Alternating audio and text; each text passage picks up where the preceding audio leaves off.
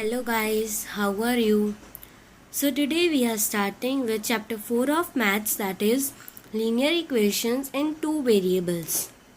So part 1, standard form of linear equations and solution of a linear equation. तो part 1 में हम लोग जो लीनियर इक्वेशन का जो स्टैंडर्ड फॉर्म है वो हम लोग पढ़ेंगे और सॉल्यूशन ऑफ लीनियर इक्वेशन कैसे निकाला जाता है. Standard form of linear equations in two variables.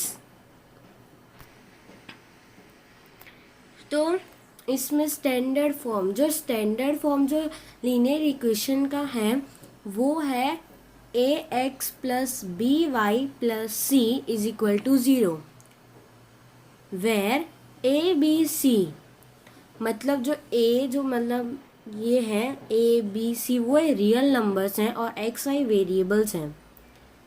तो ए बी सी कोई रियल नंबर्स हैं और एक्स और वाई वेरिएबल्स हैं. तो स्टैंडर्ड फॉर्म कौन सा हुआ? A x plus b y plus c is equal to 0. इस पे बहुत सारे इस पे पूरा लीनियर इक्वेशन है बेस, तो इसको बहुत अच्छे से स्टैंडर्ड फॉर्म को याद करना होगा और आगे हम लोग इसके सम्स देखते हैं. So what is the standard form of linear equation? ax plus by plus c is equal to 0. तो ये एक सम है 2x plus 3y minus 5.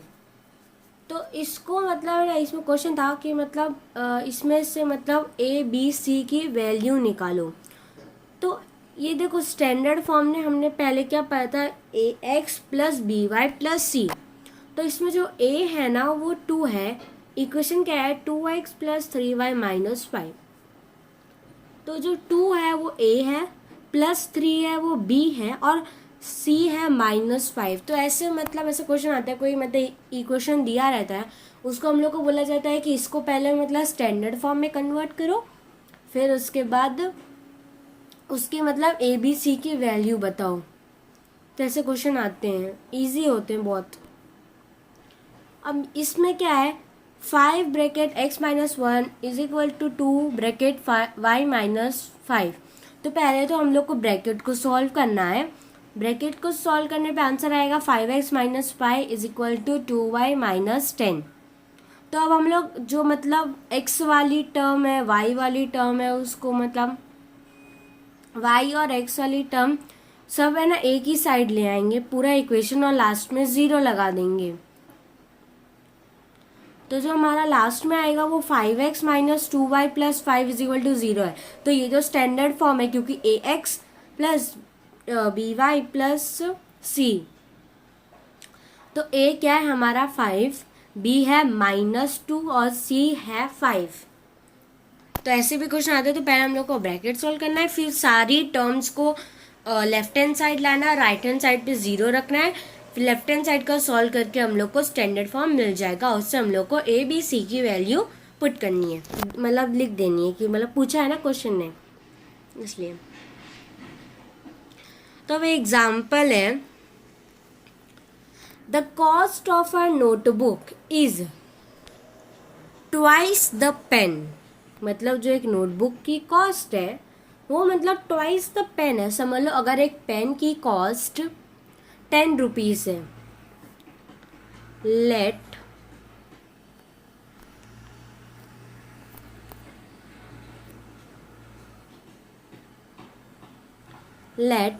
Pen is 10 rupees. तो बुक की कॉस्ट क्या होगी? तो नोटबुक की होगी 2 into 10, that is 20 rupees.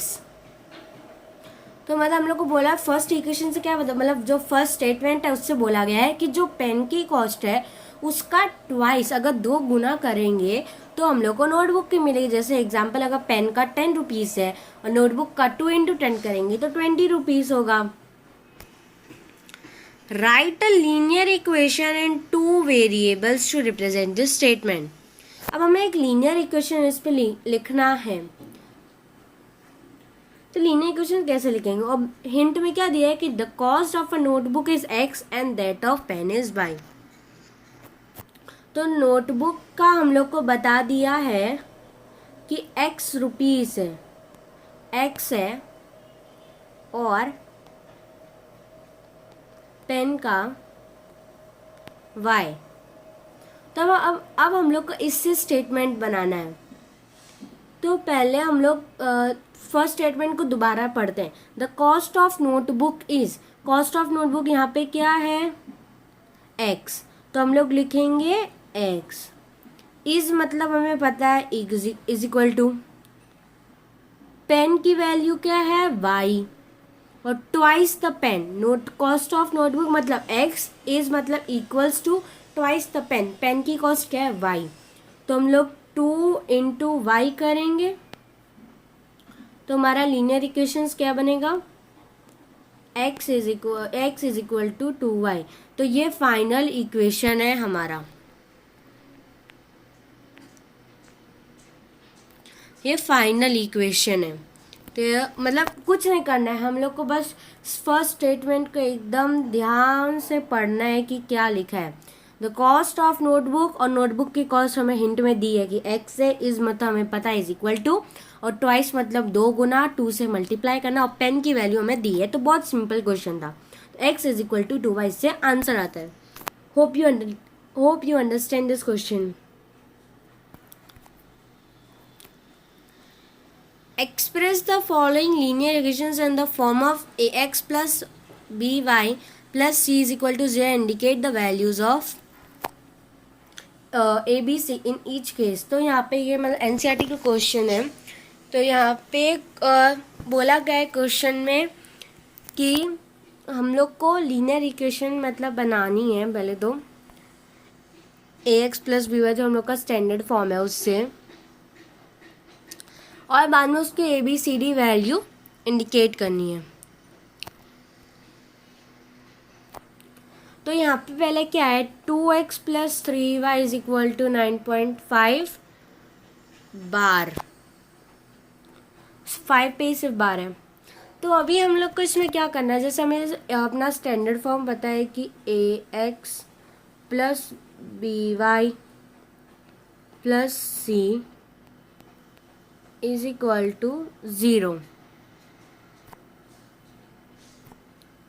Is equal to 0 होता है। तो ये तो हमें स्टैंडर्ड फॉर्म चलो पता है। अब हम लोग को देखो, हम इसमें तो 2x मतलब ax की वैल्यू गिवन है, a2 है और x वेरिएबल है, और b की वैल्यू भी by। अब यहाँ पे c मिसिंग है, और यहाँ पे राइट हैंड साइड पे 0 नहीं है, 0 नहीं है। हम लोग को मतलब 0 लाना पड़ेगा। यहाँ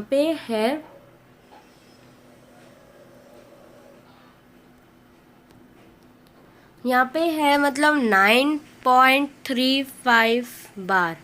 तो यहाँ पे तो ये है। अब हम लोग को कुछ तो करना पड़ेगा। तो हम लोग क्या करेंगे? ये दो की वैल्यू तो हमारे पास गिवन है। अब हम जो ये वाली वैल्यू है जो 9.35 है, उसको हम लेफ्ट हैंड साइड ट्रांसफर करेंगे। जो 9.35 है ना, उसको हम लोग लेफ्ट हैंड साइड, इसको हम लोग ट्रांसफर करेंगे।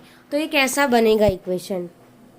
2x प्लस 3y माइनस, क्योंकि मतलब राइट हैंड साइड से लेफ्ट हैंड साइड आता तो माइनस, अगर माइनस होता तो प्लस हो जाता। 9.35 बार इज इक्वल टू 0। तो यहाँ पे हम लोग को 0 लिखना, और यहाँ पे बस इतना ही मतलब हम लोग को करना है कि इसको हम लोग को यहाँ लाना है। तो ये मतलब हमारा पूरा स्टैंडर्ड फॉर्म बन गया। 2x plus 3y minus 9.35 bar is equal to 0। तो हमें इसमें बस क्या करना था?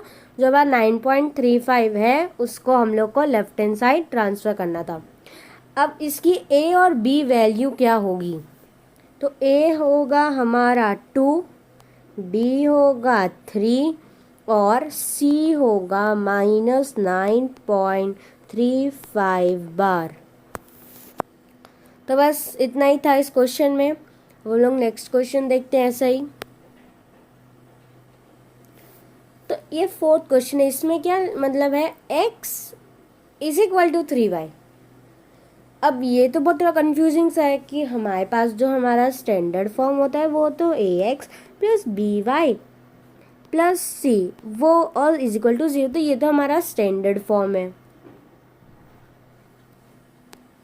तो अब हम इसके बाद क्या करें, हमारा तो ये तो स्टैंडर्ड फॉर्म है। तो हमारे पास देखो x तो है ही वेरिएबल, अब हम a की जगह पुट कर सकते हैं 1x, ठीक है। और जो 3y है मतलब ये 3y, तो अब हम 3y को लेफ्ट हैंड साइड ट्रांसफर करेंगे जैसे हमने प्रीवियस क्वेश्चन में किया था, तो वो हो जाएगा 1x माइनस 3y। अब चलो हमारे पास 1x मतलब ax आ गया, माइनस 3y मतलब हमारे पास by आया। अब c का हम लोग क्या करें, c तो क्वेश्चन मार्क है, तो c हम लोग 0 पुट कर देंगे इज इक्वल टू 0। तो ये हमारा लीनियर इक्वेशन फॉर्म हो गया कि 1x minus 3y plus 0 is equal to 0। अब इसमें a और b की वैल्यू क्या होगी, a होगा 1, b होगा -3 और c होगा 0, क्योंकि हमारा इक्वेशन तो 1x minus 3y plus 0 is equal to 0 था, ये हमारा इक्वेशन था। तो अब इसमें से a b c की वैल्यू आराम से निकाली जा सकती है।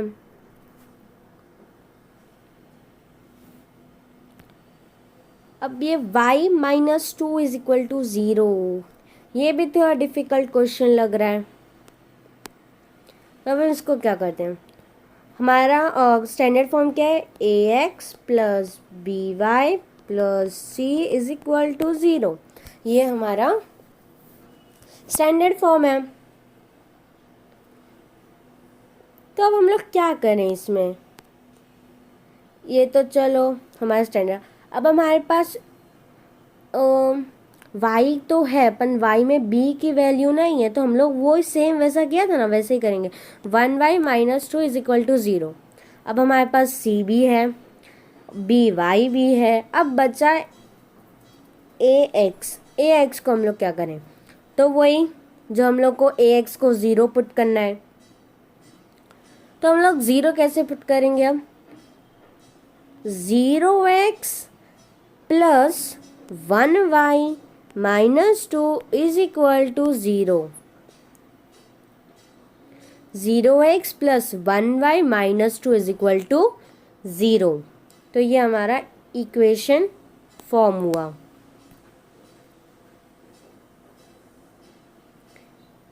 हमारा इक्वेशन क्या था, 0x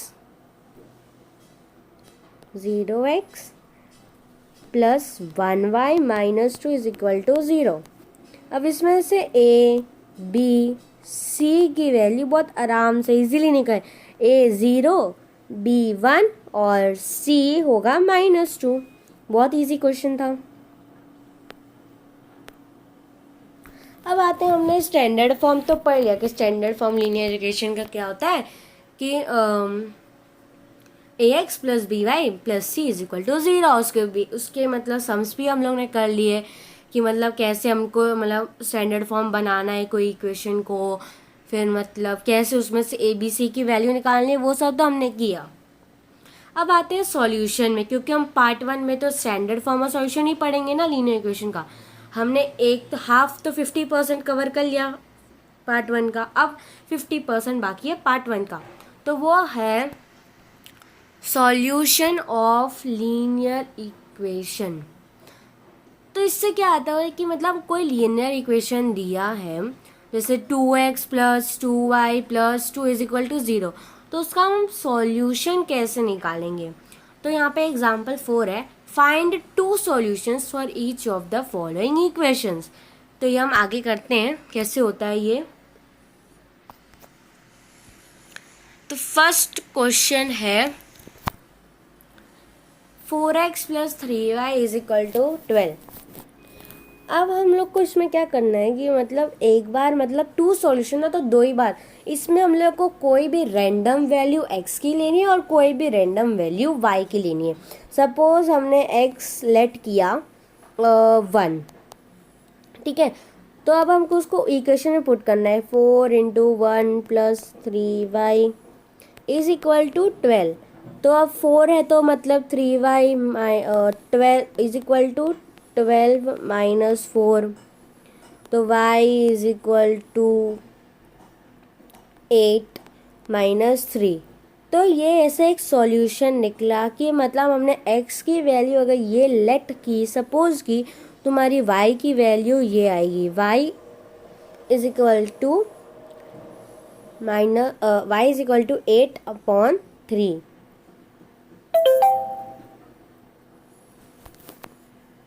तो इसमें कुछ नहीं करना है, एक बार और मैं समझा देती हूँ। जैसे हम लोग ने पहले x की वैल्यू कोई भी लेट किया, सपोज 0 ही कर लिया इस बार, तो हमारा 0 plus 3y is equal to 12 होगा। तो मतलब y होगा 12/3, तो ये 4 से, तो ये y हो गया 4।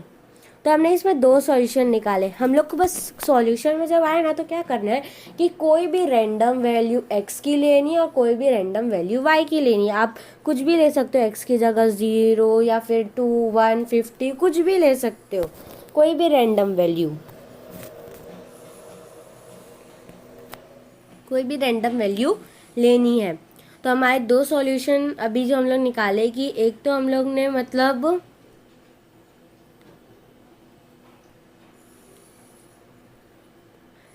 एक x को हमने जब 0 सपोज किया तो हमारा y आया था 4, y आया था 4, और जब x को 1 लेट किया तो y आया था 8/3। तो ये हमारे 2 सॉल्यूशंस हुए। अब दूसरा है क्या, दूसरे सॉल्यूशन में क्या क्या आ गया है कि 2x plus 5y is equal to 0। तो इसमें हम लोग चलो पहले y की कोई रैंडम वैल्यू सिलेक्ट करते हैं। तो y समझ लो हमने 0 सिलेक्ट किया, तो 2x plus 0 is equal to 0।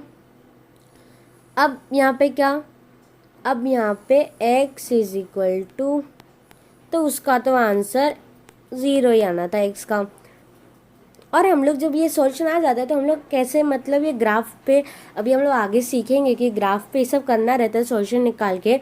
तो हम लोग इसको मतलब जैसे हमने कोऑर्डिनेट ज्योमेट्री पढ़ा है तो उसमें हम लोग जैसे 0 कॉमा मतलब 0 लिखते हैं तो ओरिजिन पॉइंट है ना, तो पहले हम लोग x का लिखते हैं फिर y का, तो इसमें भी वैसा लिखना है। तो अभी हमारे पास x और y क्या है, x और y, x है 0 और y है तो 0, तो इसलिए हम लोग 0,0 लिखे हैं।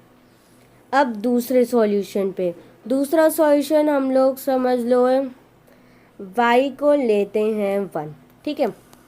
x को भी आप ले सकते हो, कुछ नहीं, पर मैंने अभी यहाँ पे लिया है ऐसे ही, क्योंकि हम लोग या तो मतलब एक ही इक्वेशन में दोनों x ले सकते हैं, दोनों y ले सकते हैं, या फिर एक x और y ले सकते हैं।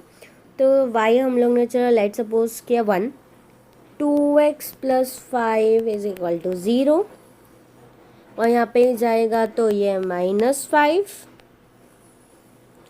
और यहाँ पे ये जाएगा तो x की वैल्यू फिर हमारी ये आ जाएगी। इसको हम लोग सॉल्व भी कर सकते हैं क्योंकि ग्राफ में हम लोग को सॉल्व करना पड़ेगा। तो सॉल्व करने पे आएगा -2/5, -2.5 डेसिमल पॉइंट 5। तो ये ऐसा 2 सॉल्यूशन हम लोग ने निकाल लिया। अब इसमें क्या, check which of the following are solutions of the equation x minus 2y is equal to 4 and which are not. तो इसमें हम लोग को जैसे ये अभी हम लोग को जैसे हमने अभी मैंने पढ़ाया था कि मतलब 0,2, तो ये पहले हम लोग लिखते हैं x की वैल्यू फिर y की वैल्यू लिखते हैं, और इक्वेशन में हम लोग पहले जो x की वैल्यू 0, तो x की जगह हम लोग 0 लिखेंगे और y की जगह हम लोग 2 लिखेंगे। तो मतलब यही करना है इस पूरे में की। तो तब हम लोग को अगर ये जैसे इन दोनों का मतलब माइनस करके अगर 4 आ रहा है तो हाँ ये सॉल्यूशन, अगर नहीं आ रहा है तो नहीं सॉल्यूशन। तो ये ऐसा करना है, ये भी बहुत इजी है, सभी करते हैं।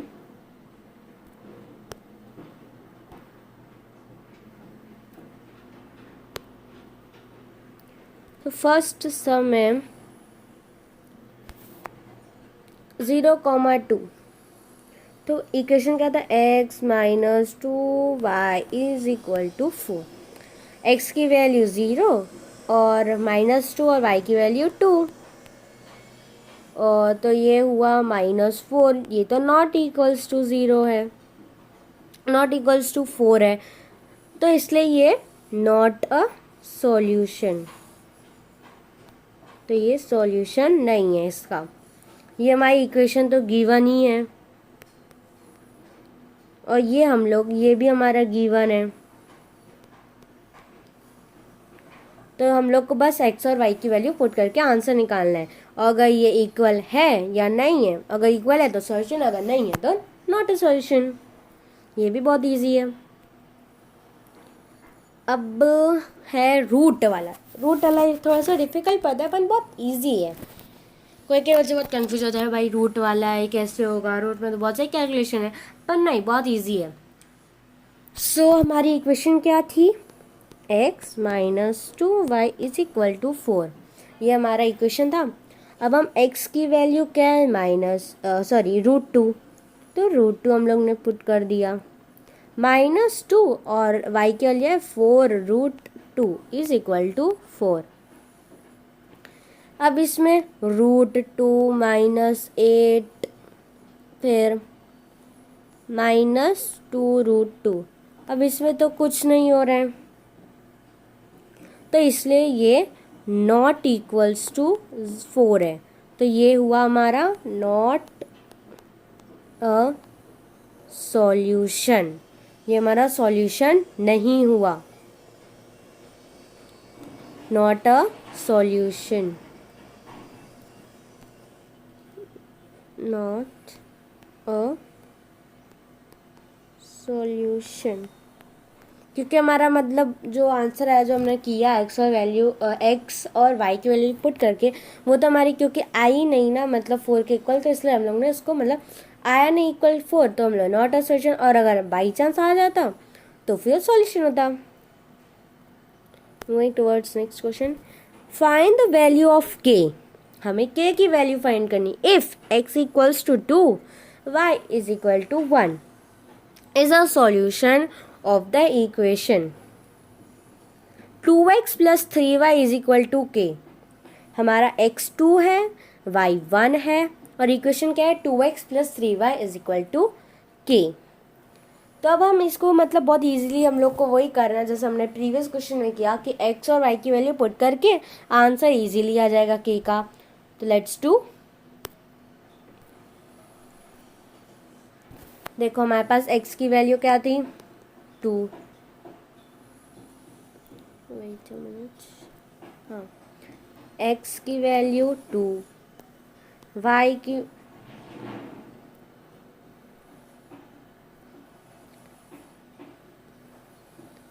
x is equal to 2, y is equal to 1, और इक्वेशन था 2x plus 3y is equal to k। तो हम x की वैल्यू 2, तो 2 इंटू 2 प्लस 3 इंटू 1, क्योंकि यहाँ पे ये वैल्यू है, इज इक्वल टू k।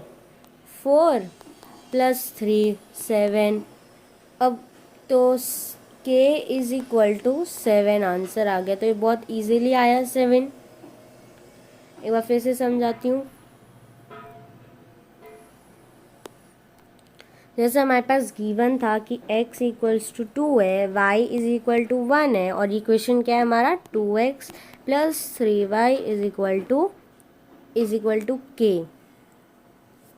अब हमको x की वैल्यू पुट करनी है 2, y की वैल्यू 1, तो 2 into 2 plus 3 into 1 is equal to k। 4 plus 3 is equal to k, तो 7 is equal to k, that is k is equal to 7। बहुत easy समझा। तो ये ऐसे आते हैं 2 मार्क्स के लिए, तो बहुत आराम से इजीली हम लोग को आंसर मिल जाता है, बहुत इजी क्वेश्चन होते हैं। So this was the end of part 1। हमने पार्ट 1 में 2 ही चीज़ पढ़ी, standard form of linear equation and solution of linear equation, और आगे के पार्ट 2 में हम लोग पढ़ने वाले ग्राफ ग्राफ भी बहुत ईजी होता है, उसमें जैसे हमने अभी सॉल्यूशन निकाला तो उसमें ही हर इक्वेशन का सॉल्यूशन निकालना है, फिर वो ग्राफ पे प्लॉट करना है, वो भी बहुत इंटरेस्टिंग है, ग्राफ तो इंटरेस्टिंग होता है ना. So thanks for watching my video. If you have any doubts please write in comment box, I will definitely reply. और ये चैप्टर बहुत ही ईजी है, तो इसको अच्छे से करना है, स्कोरिंग चैप्टर है. Please like share my video and subscribe my channel. Till then stay home, stay safe. Bye bye.